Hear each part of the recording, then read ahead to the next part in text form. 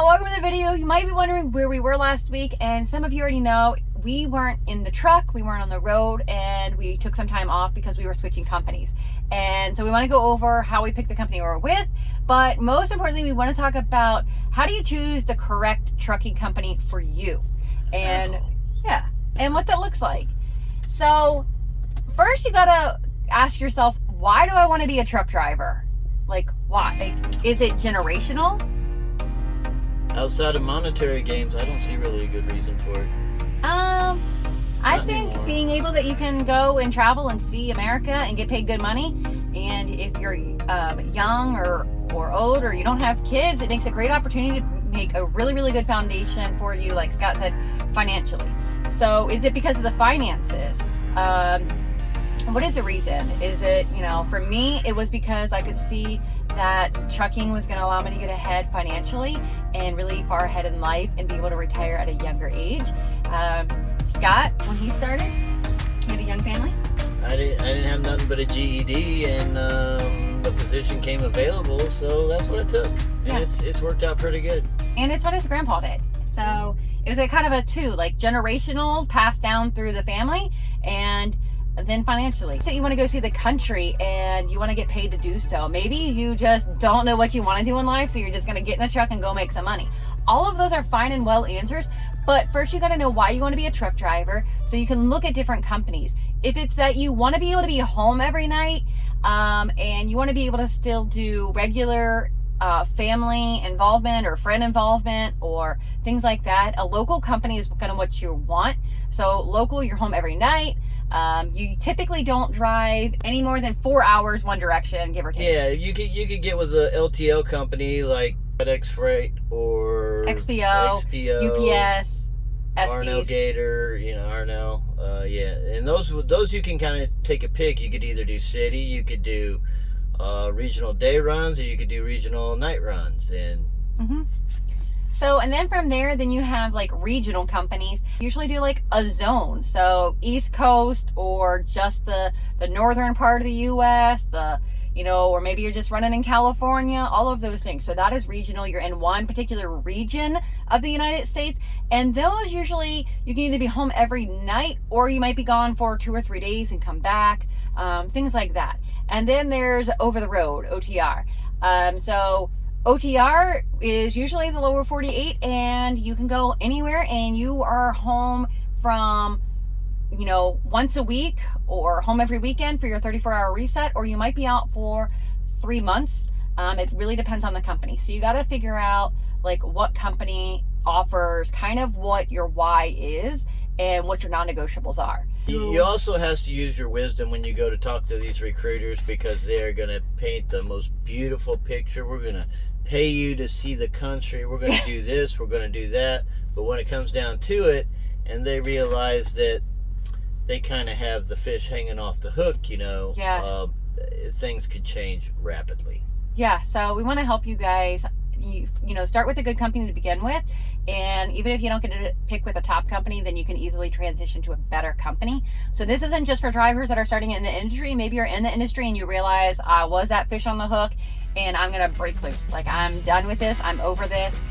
So make sure you're getting a company that has good miles, and ask for examples, ask for driver references that are working for them already, so you can get the inside scoop.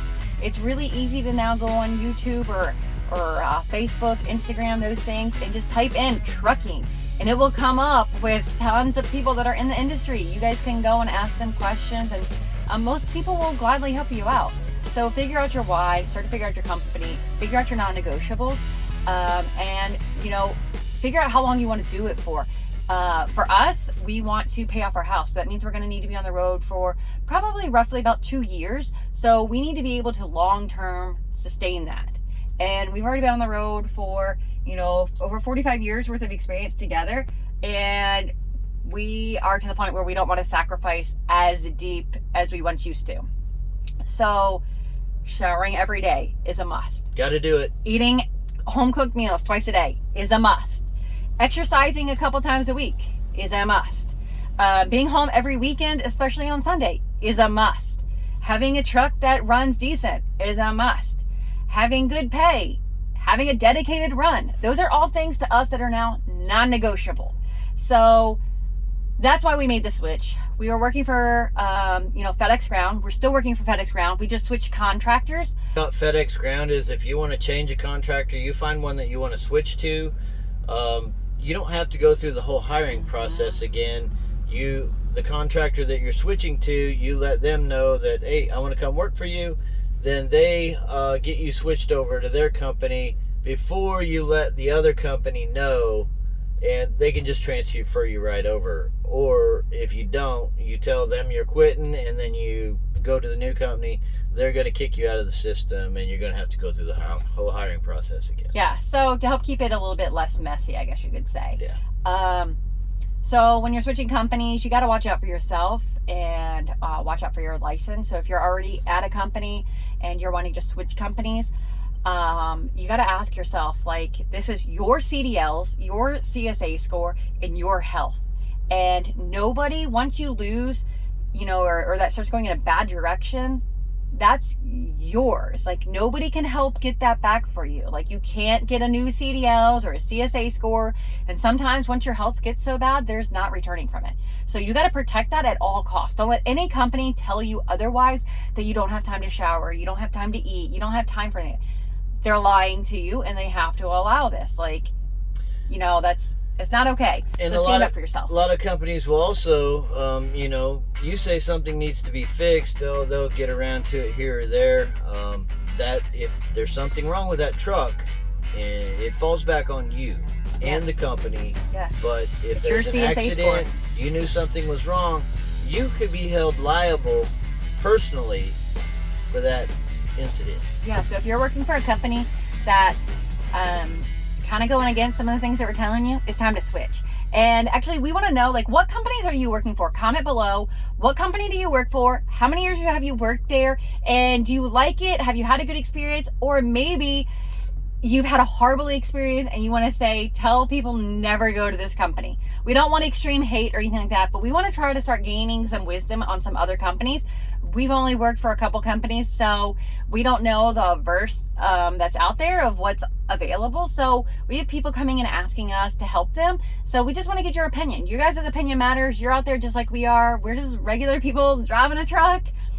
So we want to help people out. What company are you working for? Comment below. The reason we switched is we were going up to having to leave from Hagerstown, where our truck was parked, up to Harrisburg, which is about 90 minutes away. It was adding on average 5 to 6 hours of work a week for us. We weren't getting a dedicated run every single week. We were switching our schedule. One week we would run so hard that we had no time to hardly do anything. Like, we were just getting in our meals. We were just barely exercising. Like, it was taking a toll on us. And then the next week it was lackadaisical. Whatever went with it was, it was a lot less miles. So we weren't getting consistency. I was making it really hard. And sustainability, but I'm really gonna miss Betty though. She was a good truck. Yeah. But long term, like, not having a set schedule, not having a regular routine like you would living in your house is not sustainable. It's not good for your health, physically or mentally, and it's not good for your relationship. If you're husband and wife, it's going to divide you, it's going to cause rift in your marriage, and that's not okay. Also, don't forget about pay. Like, enough with this crap of getting paid 50 cents a mile. Like, those days are over. Companies need you, and they need to pay you well. Stand up for yourself. They need you. They need you guys as a driver. Don't let them convince you otherwise.